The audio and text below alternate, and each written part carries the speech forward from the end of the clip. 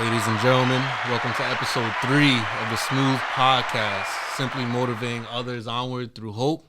Today with me, I am honored and pleasured to announce I have an assistant principal of Atlantis Charter School.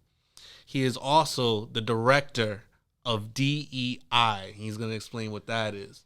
Mr. Zeem, how you doing? Thank you, man. Thank you. Appreciate you having me. This is just a blessing opportunity. It's good to be sitting down, seeing you in this element right now. I'm proud of you. So congrats on everything that you're embarking in right now.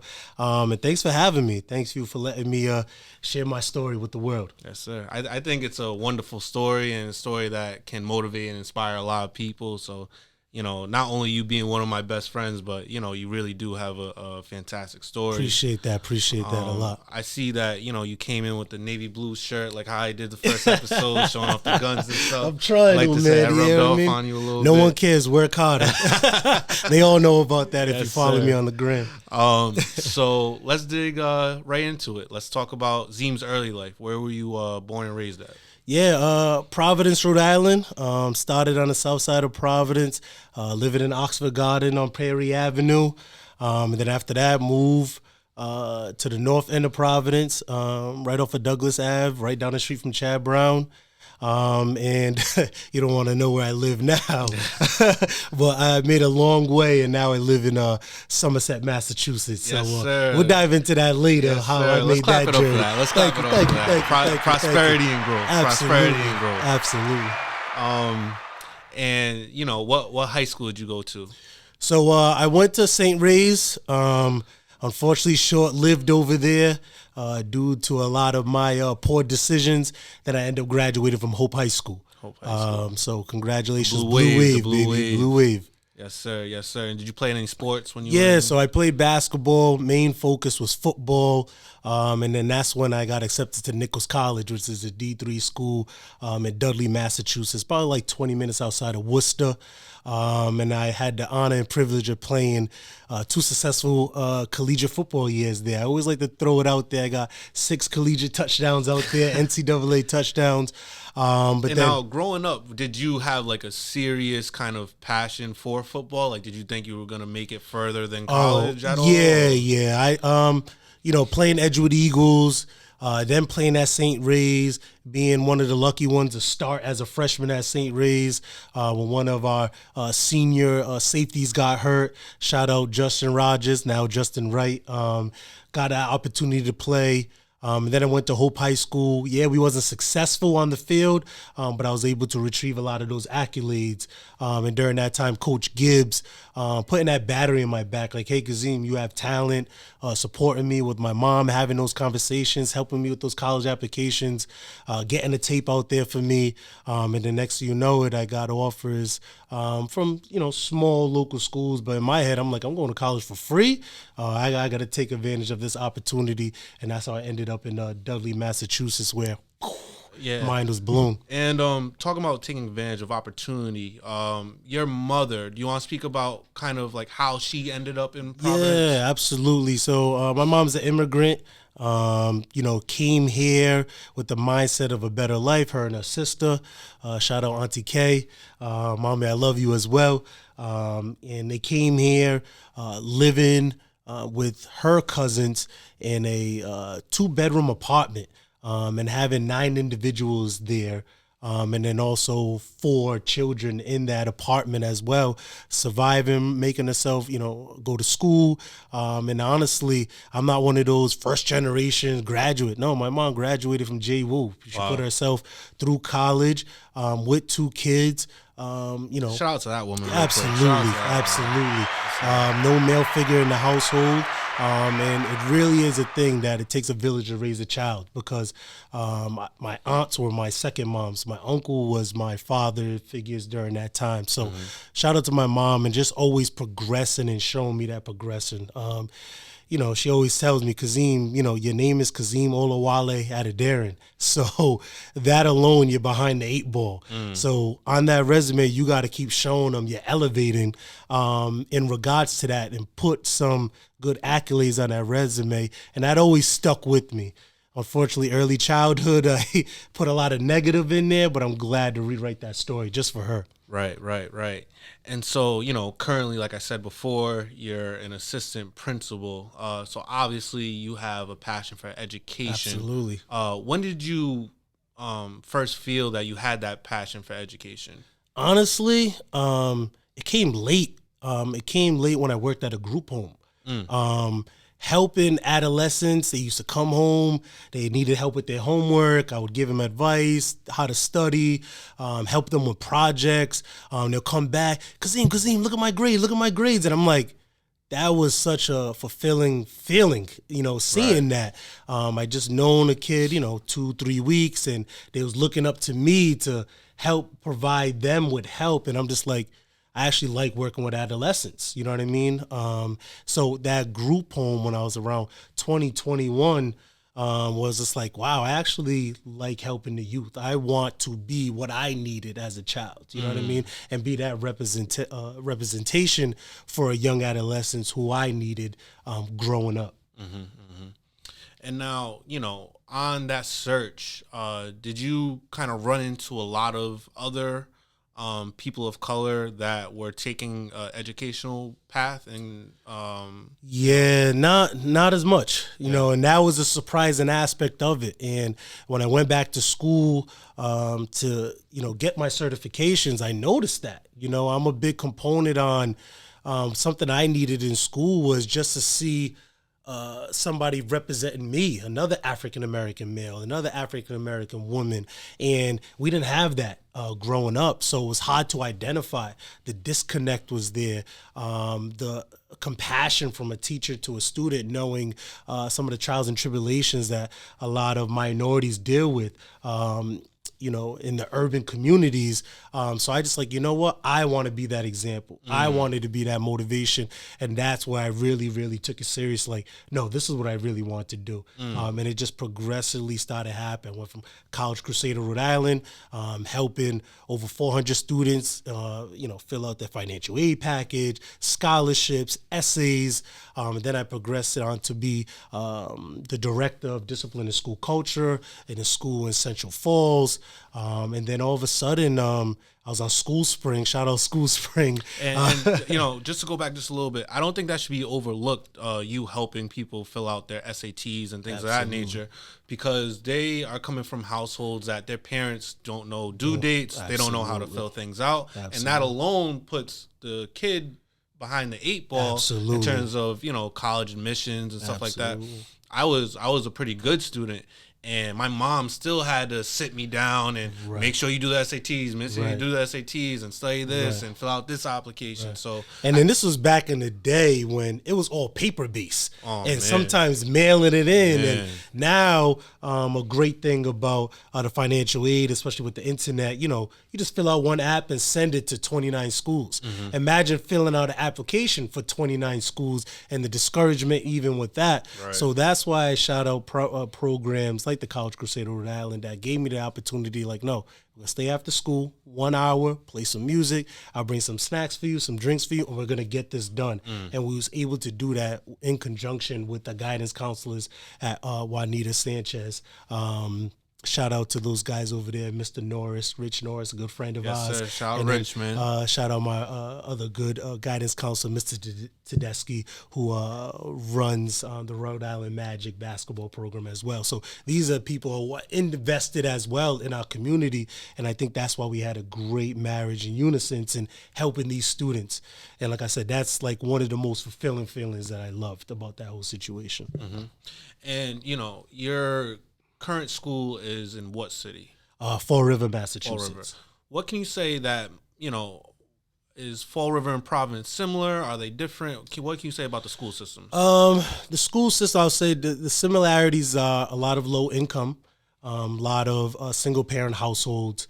Fall River is predominantly Portuguese, where, one thing I love about Providence is a huge melting pot, but just, excuse me. In that regard, the differences is obviously the opportunities. The the opportunities in regards to Fall River don't have a lot of programs that Providence have. You know, you have Upward Bounds, your College Crusaders, you have your youth programs, your youth corps, things of that nature. Fall River doesn't have that. So my goal is to create something like that for that school community. And now living there for quite some time, prior to moving to Somerset, these are the different steps that I feel like these students need. And I'm glad that I am making these relationship and network and connections to help these students as well, similar to what I was accustomed to in Providence. Interesting. So here on the Smooth podcast, I always like, you know, we talk about the accolades. So, you know, you want to talk about the director of DEI. What is that? Yeah. So, first of all, it stands for Diversity, Equity, Inclusion. What I loved about it is I got this position right in the middle of the George Floyd unfortunate killing that happened. So a huge movement with Black Lives Matter. So just imagine me, myself, an African-American male, having to help my faculty and staff of 60 plus individuals have these tough, uncomfortable conversations about race, about equity, about low-income families, about microaggressions, things of that nature, without disrespecting them as professionals, right? So those were challenging conversations, but I'm always comfortable being uncomfortable. And you know that about me. Yes, sir. and I have a question about that. So personally, like growing up in East Providence, you get like a little bit of everything. There's Portuguese, Cape Verdean, Black, white. There's a little bit of everything. When I went out to Boston for college, you know, it was 80%, 90% Caucasian. Right. And there would be times that it would be big classrooms. I'd be the only African-American in the classrooms. And I get a little bit uncomfortable when it comes to subjects like that. And you almost feel like people look for you as, you know, the person that's going to answer the question for your whole race. Right. Now, that's almost your job. That's in almost a way. my job. So that's absolutely. actually a position. So, and to speak on that, because you bring up a great point, that's how I went into it. Like, oh, you guys just want me to be the face of everything that needs to transpire policy wise to make sure that we are an equitable school. And you know how I took it? I want to do that, right? Because at the end of the day, I don't want somebody coming in there giving out false information, trying to sugarcoat it, trying to put some sprinkles. No, we got to be real. Right. And there was Zoom meetings, because at that time, you know, it was COVID, so we wasn't in the building.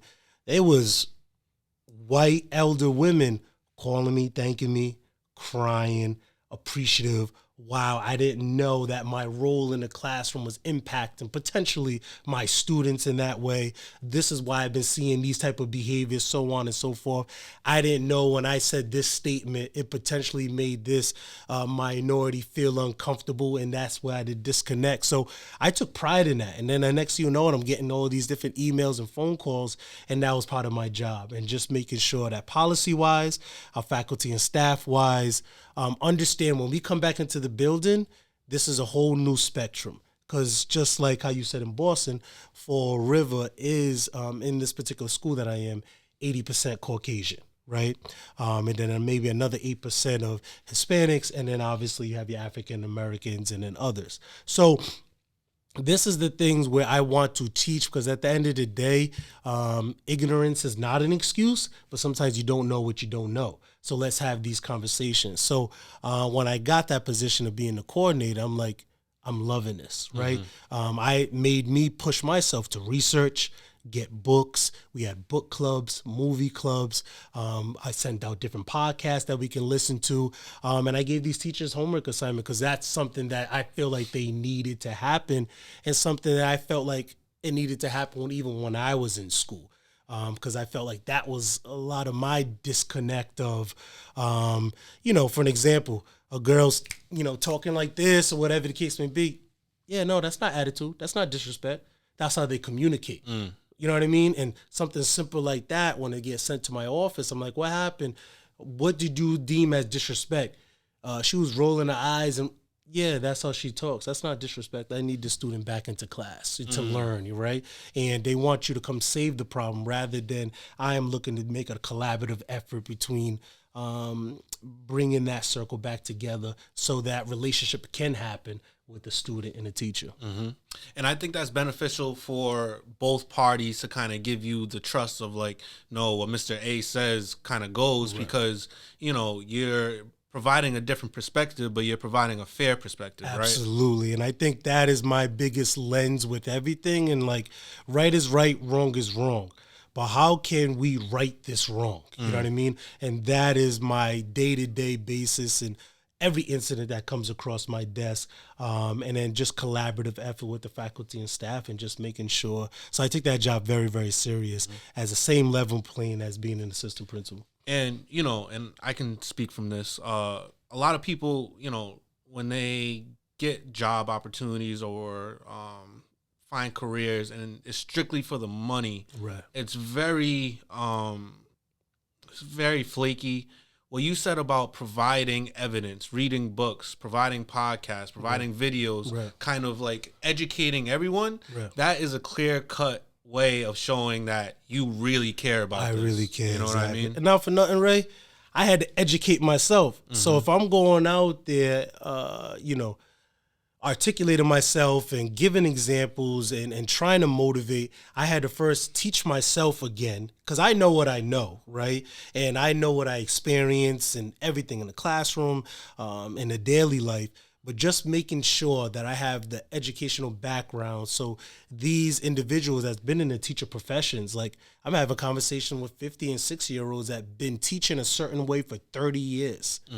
So not one conversation on a Zoom meeting is going to change that, but continuously building up to that. And I have the opportunity to continue on that and build on that with every professional development that we have. Right.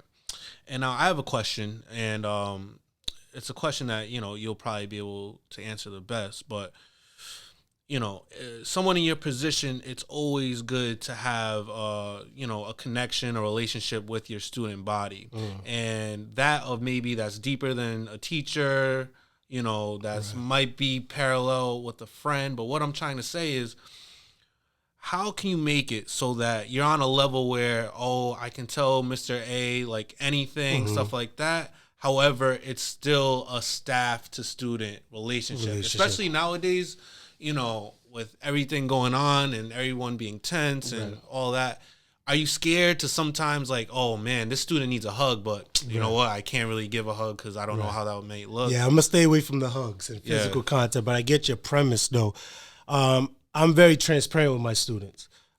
They know you come in there, I ask them, hey, do you want me to be Mr. A? Or do you want me to keep it real with you and just be Mr. A? So they know I want the real Mr. A. And I'm very transparent with them. Like, hey, listen, I'm going to give you advice. You're not going to like what I'm hearing. But no, that teacher was correct in that moment. You could have done this, this, and that. And then always establishing that, like, I'm here to support you. I'm here to give you the best advice. But one thing I'm not going to tolerate is disrespect, neglect, whatever. And they know that my office is the real room. You know what I mean? They're like, they knock in and I said, what's up? You trying to be real or you need a couple of moments? And I have a desk outside my office that they sit down with. And I'm like, just let me know when you want to be real. They come in there and a lot of the teachers love that because they go back to class and like, I just kept it real with Mr. A. I'm sorry, Mrs. So-and-so or Mr. So-and-so. Would you allow me to come back into class? I get an email from the teacher. Oh, thank you so much for working with. I ain't going to name names, but whatever the case may be. And I'm like, no problem. Because the old school way of thinking is the only way to correct behavior is through discipline.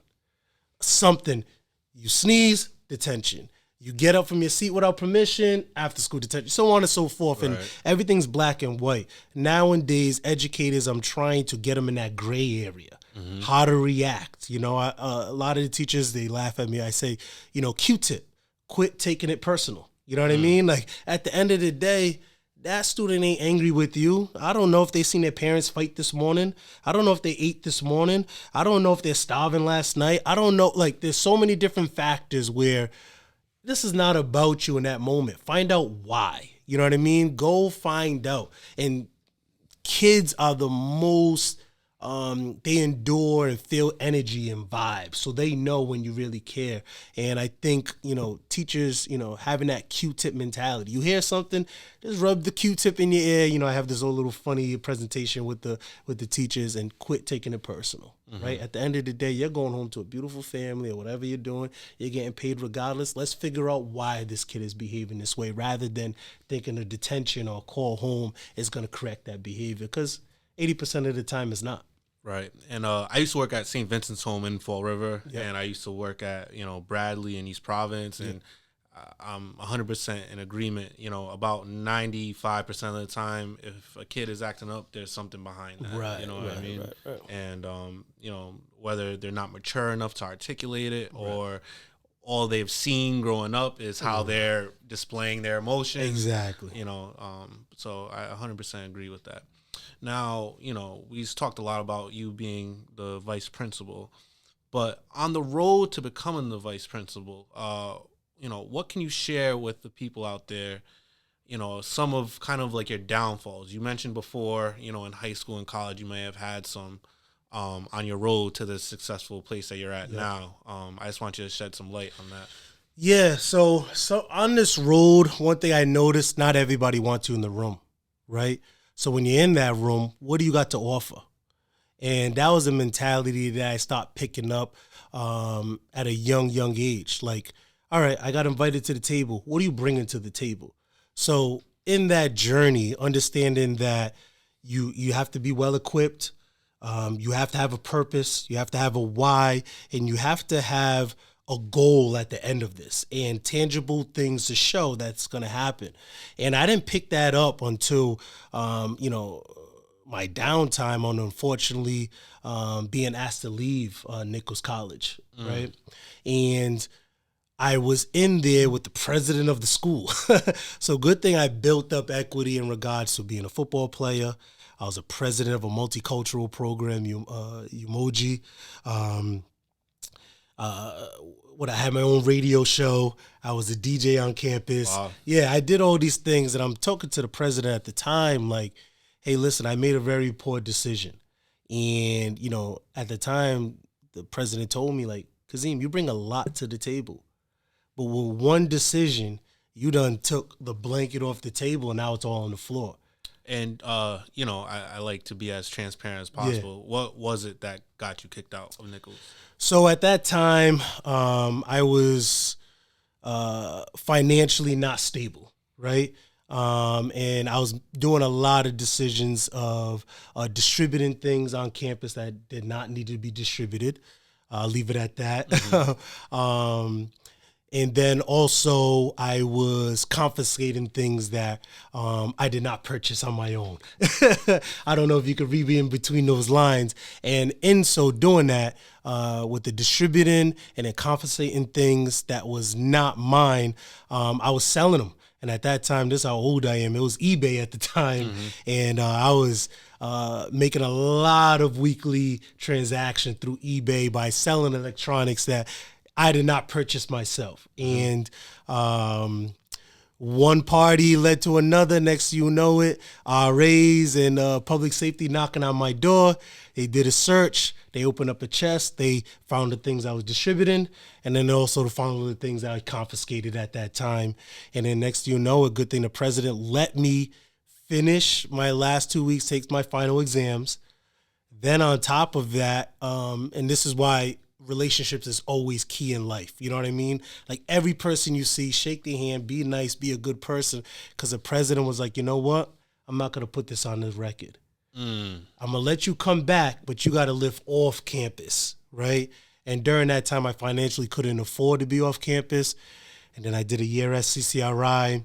Then I went to Rhode Island College after that with nothing on my record blemish-wise to deter my education, because she seen like I was crying out for help, and she made a great decision. So real quick, did you have any thoughts of when you got kicked out, F it, I'm not going back to college? No, because I couldn't do that to my mom. My mom was devastated with this whole situation. The day public safety came, and at that time the Dudley police came and picked me up. That was the most, shameful experience seeing my mom pick me up, knowing that all the hard work she did, I blew it off because of selfish reasons. You know what I mean? Things I didn't need just to keep up with the times during that time. And during that time, I vowed to myself, like, I'm going to make this right. And I promised her. And at that time, I'm like, you don't have to pay for nothing. I'll take care of everything. I'll take care of all the monthly bills. I'll figure it out. And thank God I figured it out. And just how I'm telling the world now this story, my students know this story about me. And I think that is, I hit the lows of the lows. I was down bottom. And I tell them about this recovery stories to inspire them. Like, this means nothing.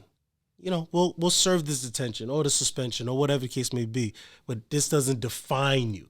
This doesn't, deter you from having prosperity and positivity in your life. And that's what I took at that Nichols College. I just flipped my whole script. Now, if your mom was out of the equation, would you still have had the motivation to finish? Yeah. Okay, good. Because I ain't gonna say dealt a bad hand, because everyone's been dealt a bad hand, but I just have high standards, right? I'm self-motivated in regards to I want it. Obviously, back then I just took it, but I gotta go get it now. And what do I need to do to go get it? And I just knew that self-motivation. So during that time that I'm telling you about that happened, that's when I got that text of I'm pregnant. So I was finding out that I was having my first son. Wow. So now I'm kicked out of school. Mom don't want me back in the house. During this time, I'm with my significant other. She's letting me know that we're about to bring a child in the world. And my first thought was, nah, no way that my son is going to have any type of life that I had. And I had to go get it. So that was my motivation. I went to go get it. I went back to school, finished school, went to go get my certs. Honestly, my dream job was to work for ESPN, being a broadcaster. I went to school for communication and minor in, focus in mass media, and I did minor in marketing. So that was my goal. But then I was like, no, this education thing, like, this is, knowledge, wisdom, and understanding. You can't take that away from anything. Once you learn something, right, it's with you for life. And the simple things that you learn you can't put a price tag on that. You know what I mean? Information, you cannot put a price tag. And like I said, that's what I really got my passion in education for. And to be an example for my son, who I thank God for every day. And he continues to motivate me to make these proper decisions in life. Mm-hmm. And now, kind of talking back to Providence Public Schools, when you went there, I'm sure, there was some wild things going on. Right. My father currently is a higher up in the Providence Public School aura, and he tells me stories of kids still wilding, right? Yeah. What is it going to take for not only Providence, but, minority youth overall to take school more seriously? And what can we do, or what can the listeners do now to promote that? Yeah, so right now you got to understand we live in a digital age, social media age. So they see something on TikTok, Instagram, Facebook, whatever, and think, wait, he can do it. I can just do that too. And what I tell my students is, listen, this individual that you see as a millionaire, whatever the case may be, he has people who are educated around him, uplifting his brand, right? And what I'm noticing in the Providence schools, you got a couple of things. We need to invest more, right? I look at each child as an investment. So if you want that investment to grow, you have to put investments in it. And that's better schooling, better materials. That's comparable to a lot of the private schools around them. So facility. When you wake up and you go to a nice building, you're motivated to do something, right? Mm-hmm. And then, unfortunately, and this is not no shot to any of the professionals out there, because being a teacher is one of the most difficult jobs in the world. I'm just going to put that out there. I tell my staff every single day, I have so much respect for you. And this is why I go above and beyond to make sure your job is easier. But teachers who actually want to be there, right? At the end of the day, They are so stressed out. They are frustrated. They're taking things personal. They don't feel the compensation is there that align with the day-to-days that they have to deal with. So understanding and creating some type of program within the Providence cities where we're promoting teachers, right? I think there's a negative view on what education is. Therefore, we're not getting the minorities to use this as a travel route to be a professional career. Therefore, we are getting, and I'm just throwing it out there, not to take any shots, but we're getting Providence schools, Providence facilities, and students, and we have a teacher coming all the way from, I don't know, Warren, Barrington, you know what I mean? East Greenwich, that can't connect, that there is a disconnect with that minority student to understand. Where if you see somebody that resembles you, has the same background as you, has the same trials and tribulations, you are willing to comply to what that individual is saying, knowing that they came from that same demographics as you. And I think that's a lot. And I had this talk with your dad too. You know what I mean? I know he's doing a great job in everything that he does, and we bouncing ideas off each other. But that is one thing I feel that all urban cities need to work on, some type of farming system program that we first show the benefits of being an educator, give these individuals opportunities, stipends, scholarships, financial aid, so on, if you go into this educational program. And even if you're teaching music, drums, STEM, electrician, whatever the case may be that you're passionate about, we'll give you the tools and certificates to be successful in that. Now you go do your due diligence while getting compensated to go teach the youth. And I think that's something that a lot of Providence schools lack at the moment. Clap it up for it. Clap it up for it. All right, here comes the fun part of the show. All right, man, here comes the fun part. I was looking forward to this part. Yes, sir. So this is this or that segment.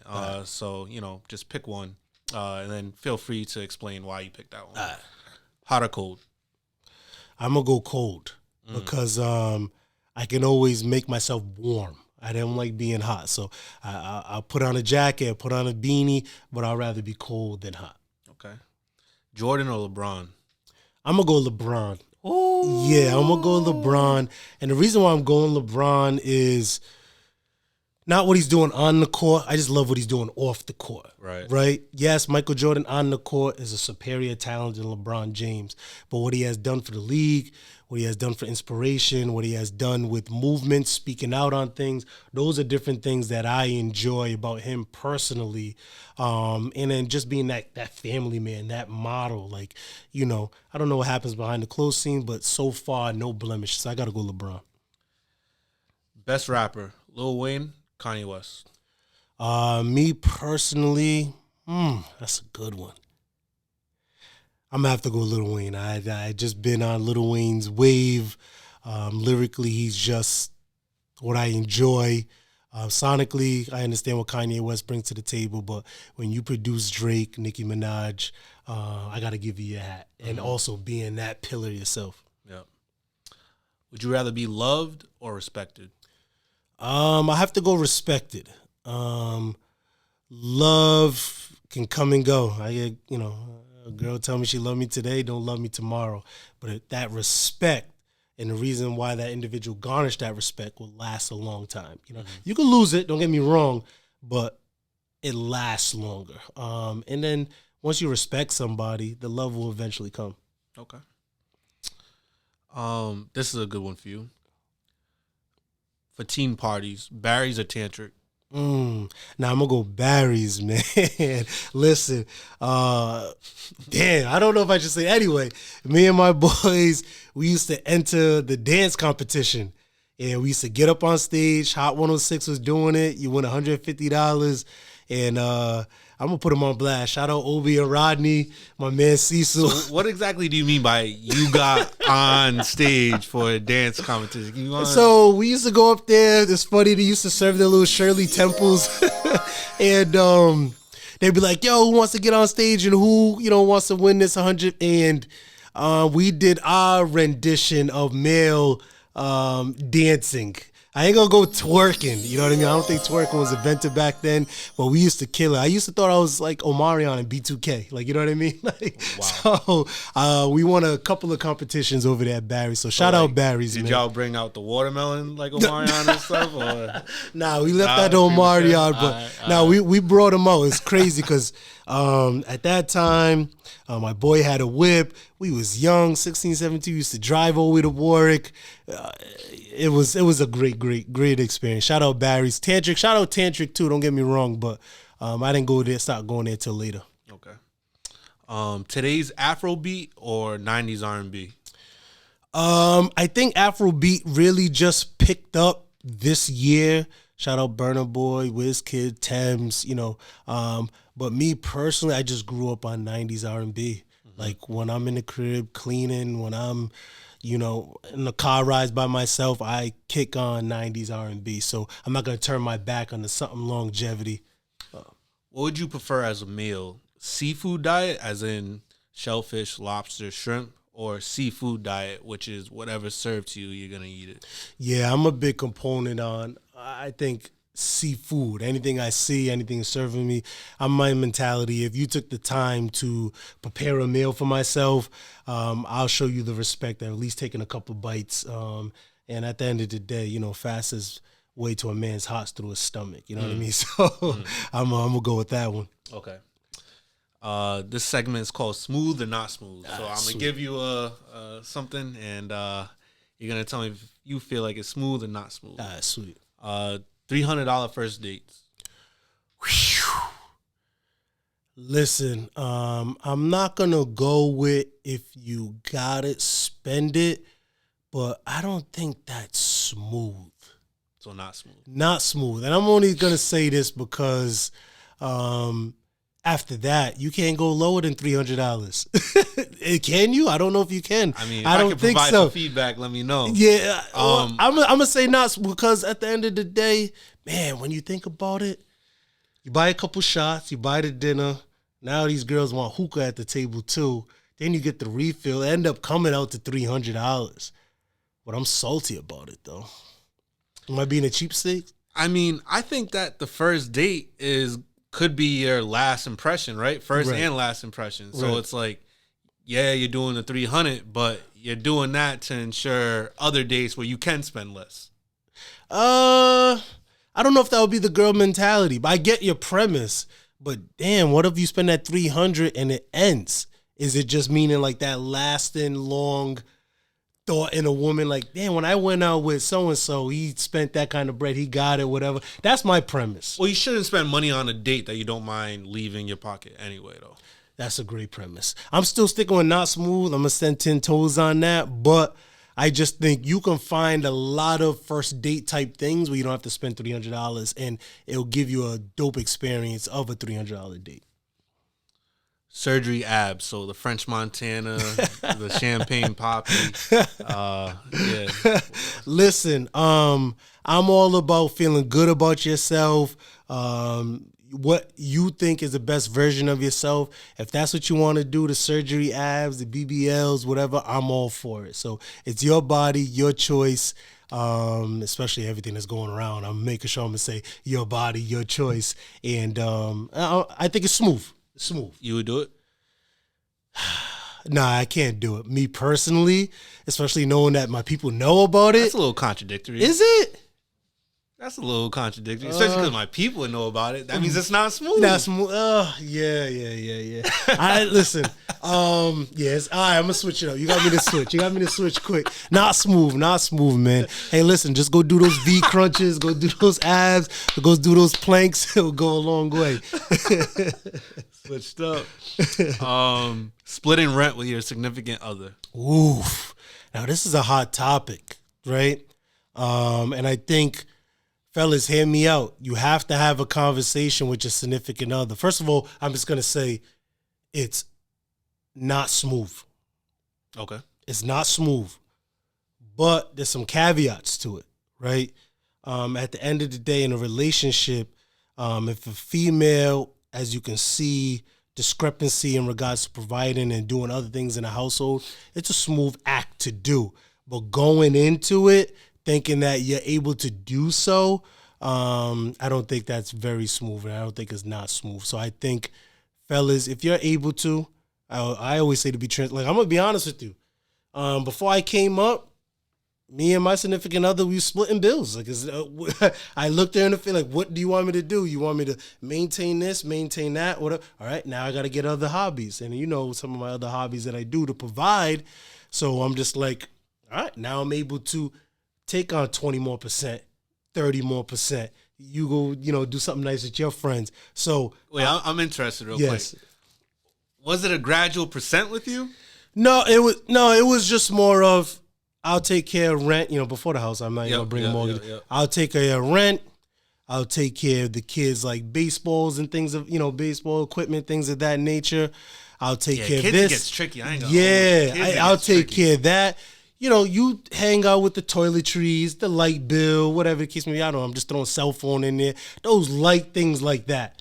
But when you just say rent, it just sounds more masculinity. Like, yeah, I took care of the rent.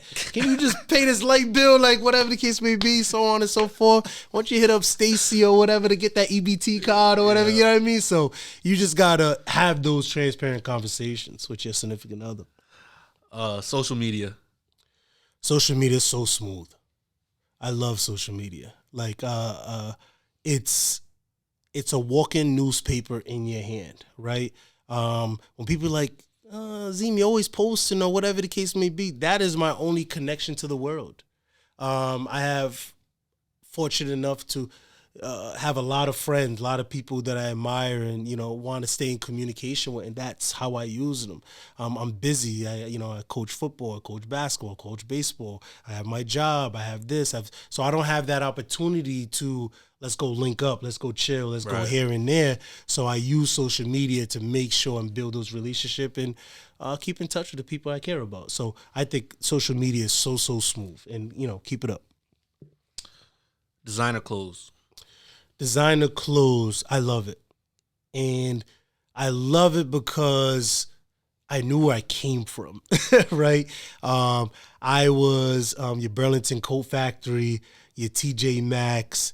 My mom made me get the shirts that had the red tag on them. So it used to be $12.99, now it's $6. All right, I'm going to rock it even though it came out 2 seasons ago. So now that I'm able to afford it, not that it defines me as a man, but these are desires that I had as a child, especially with footwear that I'm addicted to. So I think it's smooth if you can afford it within your means. If you're trying to impress somebody, then you're living life backwards. You know what I mean? Right. But if it's within your means, I think it's smooth. Hoochie Daddy shorts. Ooh, so it's funny because I got a leg injury, so I did order about like 4 pairs of Hoochie Daddy shorts. What I deemed to be, and I came a Rocco because I hurt my leg a couple of weeks ago. I'm for it. All that, to me, that's self-confidence, right? If you're able to rock them, you feel comfortable, rock them. And I'm all about, feeling good about yourself. So they're smooth, all right? They're smooth out there. Hoochie Daddy shorts, if you're able to rock them, just make sure that you have the appropriate length Ethica boxes under it. That's what's tripping me out. I was out the other day. I ain't going to say the event that I was at. And I'm like, yo, the Ethica shorts is, lower than the Hoochie Daddy shorts, so you look kind of crazy right now. Yeah, I feel like unless you're in the gym, that shouldn't be happening. Yeah, so you say not smooth. You mean the boxes? For the boxes yeah, especially in the gym. Exactly. Yeah, I agree. And that was happening. It was just like, yo, you got to understand the length and measures in regards to that. So I got special boxes just for the Hoochie Daddy shorts that I had to cop. Maybe next summer, huh? Maybe next summer. Rhode Island winters. Not smooth. The only reason why I say, even though I do love the cold, you can never just get consistency in regards to it. And what I notice about Rhode Island is we shut down things quickly because of potential weather that's happening that never happens. So that's my frustration. I got plans on the weekend. On a Tuesday, they're saying that this going to happen. All of a sudden, all these things is canceling. That day comes and it's sunny outside. So not smooth Rhode Island weather, man. You guys are just too fickle. And this last segment is just fire questions. So the first thing that comes to mind, give it to me. Okay? Sweet. Your biggest inspiration? Mother. City you would like to live in. So this is like raise a family in. It might be a little bit different because like you kind of recently did that. Yeah, but yeah. If you could pick, if money wasn't an object, if you weren't working and could live anywhere, raise a family anywhere, what city would it be and why? It'll be Dallas. Where does that sound? Just doing my research on Dallas, the opportunities for minorities, especially African Americans, being collaborative with individuals who look like me, inspired by me, professionals like me. So it'll be Dallas, and then after that, DC for those same reasons. What's your favorite clothing brand? I'm gonna have to it's funny. H&M, H&M and Zara, and that's all work related stuff. They got things that fit my hips, my arms, whatever the case may be, and that's something that. So I gotta go H&M and Zara, and then for my streetwear. I have been getting into a Mary and spending unfortunate money on that, but I just like the simplicity of that clothing brand. Okay. Top 5 current artists you listen to. Ooh, and be honest. Yeah, ESTG, Little Durk, Vori. What can I open up right now? That ESTG, Vori, Little Durk. Who else right now that I'm going to? I'll go Thames. Free Mind is just my jam. We run it like crazy in my house. Then after that, I'm gonna have to go with, because of my son's, King Von. Like I can actually sing every King Von song that has published as a single. So King Von as well. Let the records show that you did not say Meek Mill. Let the records show. You ain't got nothing. You said right now. That was a good one though. You got me. If you could have lunch with anyone, who would it be and why? Honestly, that's a great one. I brought him up earlier just because, but LeBron James.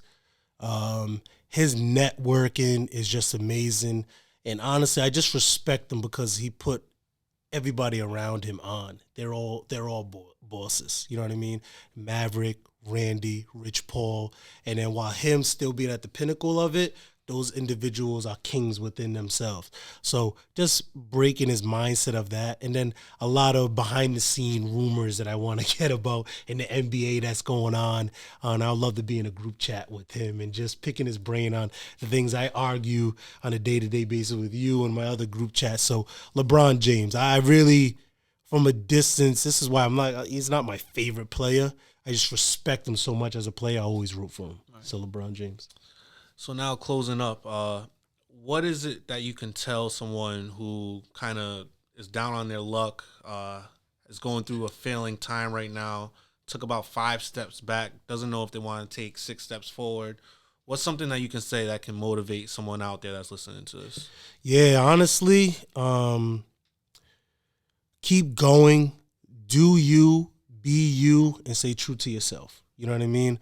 At the end of the day, you are the best version of yourself. No one can be you. And what happens a lot and a lot of downfalls, if somebody sees something, either social media, TV, and they try to do that like that person does, and then when they fail, they feel like they're a failure, right? It's okay to take notes on somebody's doing or see their trials and tribulations and failures, but you got to be true to yourself and what you believe in, and find attributes that you can contribute to this world, focus on that, and then go to excel at it. Unfortunately, I can't be Rael. You know what I mean? You can't be me, so on and so forth. So once you start getting out the mindset of, oh, I seen how that person did it, let me try that, and you fail, that's the most discouraging thing. So just be true to yourself, be you, do you, and you'll prosper in life. Trust me. And that's something I had to accept. Like, no, Kazeem, be you. Go to work, wear your Yeezys, wear your earrings, show your tattoos, talk how you talk, be a professional. And once I started honing in on that, work didn't feel like work. I'm like, oh, I get to be myself, and they accept me for who I am. And I was transparent since my interview to now. You know what I mean? I just kept progressing in that field. All right. Well, I want to thank Zeem for coming out. This was an amazing Absolutely, interview, man. I appreciate it. A lot of people out there are going to learn a lot about you through this. Absolutely. And definitely appreciate you for taking Nah, the and time. listen, once again, I want to give you your flowers. This is a dope idea. I love what you're doing. I love the progression. I love the mindset. And we need more of these type of conversations. You know what I mean? So I got to give you your love, man. Much appreciated, Absolutely. man.